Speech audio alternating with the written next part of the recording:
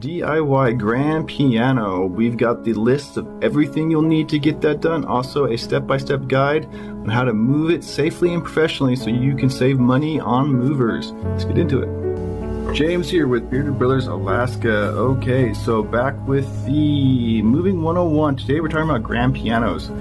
So let's start with the list you need first. This is all the things that you're going to need if you want to successfully move this, do it professionally and safely. So first thing you're going to need is a truck with a ramp.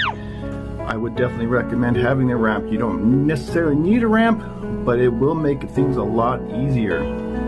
Secondly, you need between 3 to 5 strong men. Grand pianos can weigh up to 1,400 pounds.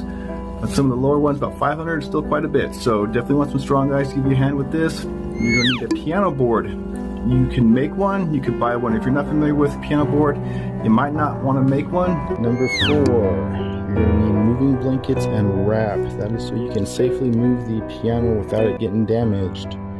Number 5, piano straps. That's so you can strap the piano to the piano board and also to your truck when you're moving it to the location. And finally, number 6, you're going to need some tools. For most pianos, all you're going to need is a screw gun and some Allen wrenches. Once you have all 6 of these, you can move along to your next step, which is prepping the piano to move. This also has 6 steps. Step number 1, remove the hinge pins and the hinges so you can remove the lid. You will then pack this appropriately so it can be transported without being damaged. Number 2, you're going to remove your desk and shelf, otherwise known as your note holder. Make sure that it is secure and ready for transport. Number 3, you're going to want to remove the fall board, also known as a key cover. This you'll need an Allen wrench for. It's underneath the piano. If you cannot remove it, then you can chalk it with paper on either side of the board. Just make sure it's snug and secure during transportation. Number 4, pedals. You want to be careful when you remove this not to do any kind of damage. Number 5, piano chair.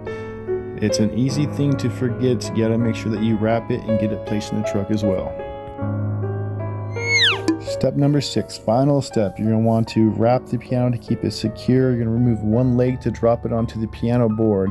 Once it is secure on the piano board, you are gonna remove the other 2 legs. Make sure that the piano is fully snug and covered up with moving blankets and your wrap. At no point do you let the straps or tape touch the actual piano surface. The only thing that should be on the piano is the moving blankets. A good side note to remember, piano legs need to go back in the exact position that they came from. So remember where they're at. They should be marked 1, 2, and 3. If they are not marked when you're under the piano, it is a good time to do it then so you do not get it confused when you go to the new home and try to set it back up.